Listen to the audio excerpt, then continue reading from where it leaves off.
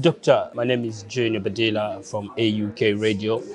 It's a pleasure to have you. It's Oxford African Business Forum. Oh, yesterday you were on the stage, and I like your presentation. You tap into African Free Trade Agreement, and you highlight one key crucial question is around the implementation of the policies. So the policies lead to the good leadership. Can you give us more details on that?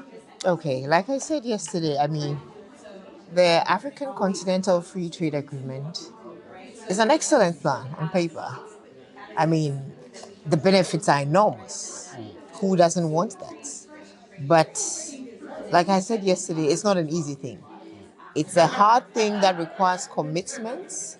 It requires see-through. It requires not giving up, which is what I hope the leaders of the continent or the different countries are ready to do. Because you have to see it as a long-term 10, 20, 30-year plan. And you have to make space for roadblocks. I think about the EU. The EU started how many years ago? And now there are, roadblocks. Britain came out, the United Kingdom came out, other countries are complaining this much. So if it's something we want to do, because the AU talks about the Africa we want by 2063, and if this AfCFTA is implemented, we'll have a great Africa. But talk is cheap. It's the work that has to be done. Yes, you understand. And yesterday we talked a lot about infrastructure or the lack thereof.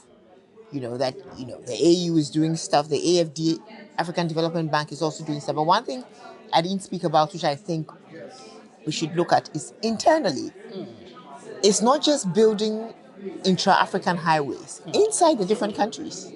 What is being done? Because we need to be able to access the goods in the countries, to even take them to the ports, to hit the main roads across, the different countries. I worked in Gambia for a while for the AU, and on my way back to Ghana, we drove from Gambia to Ghana. The roads were good through Senegal, Mali, Burkina, Ghana.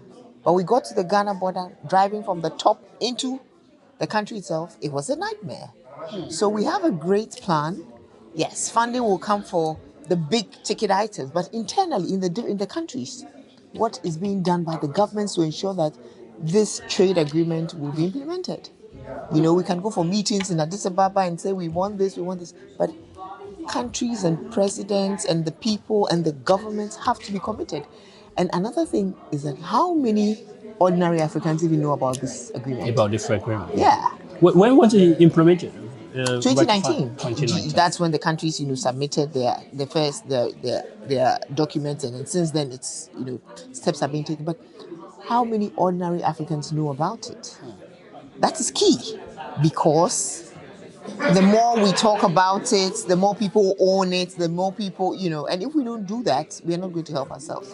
You said yesterday as well that it's a good document. It looks okay on paper, and but internally, in terms of the policy, what about the infrastructures? Because you can have a good policy, but if there is no, like the free trade agreement, if there is no infrastructure, it's not going to make an impact. Yes.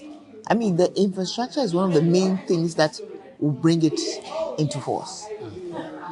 Air transport in the continent is like one of the worst. You want to go to maybe Cameroon from Ghana, you have to fly to Paris before you come. Nowadays, there are a few airlines who are doing, but really, Cameroon is right next to Ghana. But you have to fly to this country, connect here, connect. And if you're somebody who's dealing in goods, that triples the cost of whatever it is that you're selling. We're talking in this conference about AI, right? AI, internet access. How many countries have even for high-speed internet? Out of their capital cities. And those are the little things that government should be looking at. Yesterday somebody was talking about starting small. Starting small is looking internal. We don't have to wait for the African Union in our different countries.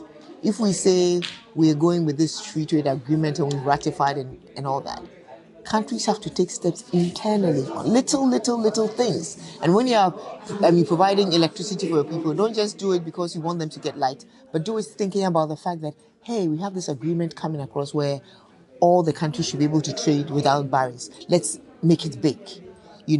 Let's make sure that the simple things like education, people understand what is good. So it's a really big ticket item that I think that the leaders should not just commit to it in writing and at meetings and conferences, but it's in the little things, and that's what they need to do. Thank you, Doctor, for your time. Thank you, Junior.